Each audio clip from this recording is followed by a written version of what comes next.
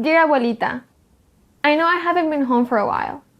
You are in our lovely home in Mexico, and I'm here in the US, fighting for our future. You're probably watering the roses, taking care of the peaches, and making sure your turtles are well fed. That's one of the things I miss the most about home, spending time with the flowers while you tell me stories about your childhood. As you know, we have been living in New York City since 2015, but life has completely changed over the past year. At first, New York City was about museums and parks and school and friends. Now, it serves as a web that connects me with all the other people who are organizing to save the planet. You know how it started for me? It was Dad and his wisdom.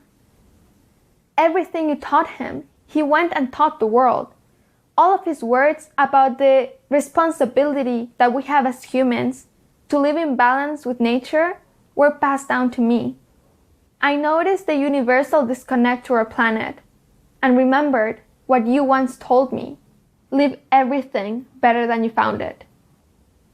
I know you were talking about the dishes, but of course that applies to the planet as well. I didn't know what to do at first. The world is so big and it has so many bad habits. I didn't know how a 15-year-old was supposed to change anything, but I had to try. To put this philosophy into practice, I joined the environmental club at my high school. However, I noticed that my classmates were talking about recycling and watching movies about the ocean. It was a view of environmentalism that was so catered towards an ineffective way of climate activism, one that blames the consumer for the climate crisis and preaches that temperatures are going up because we forgot to bring a reusable bag to the store. You taught me that taking care of Mother Earth is about every decision that we make as a collective. I am happy to tell you, Abuelita, that I changed everybody's mind in that club. Instead of talking about recycling, we started to write letters to our politicians to ban soft plastic altogether. And then, the unexpected happened. We started striking from school. I know you've probably seen it on the news, and maybe it's not that special anymore. But at the time, it was a huge deal, Abuelita. Imagine kids not going to school because we want people to save the world.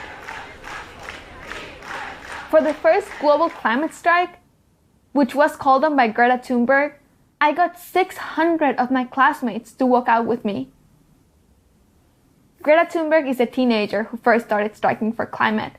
Her boldness inspired me, and I was shocked by the realization that youth could turn public opinion on social issues.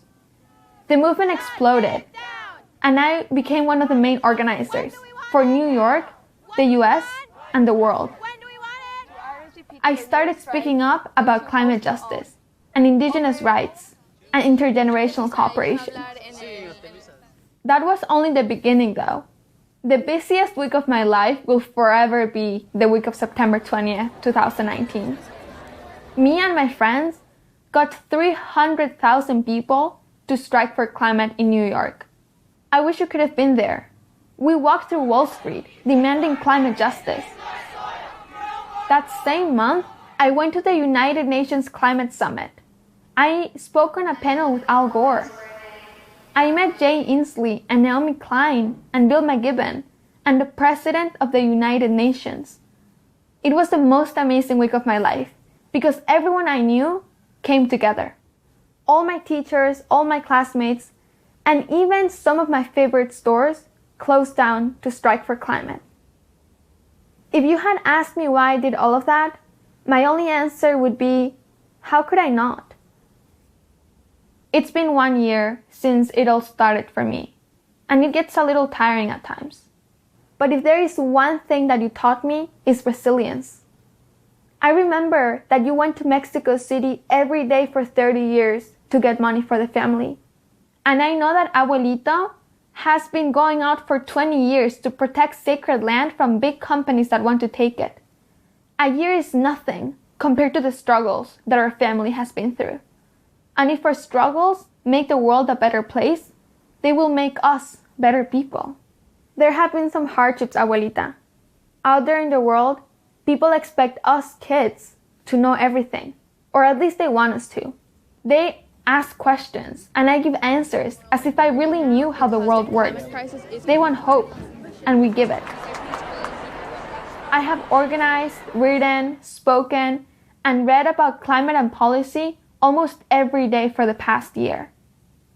And I'm just a little worried that I won't be able to do enough, abuelita.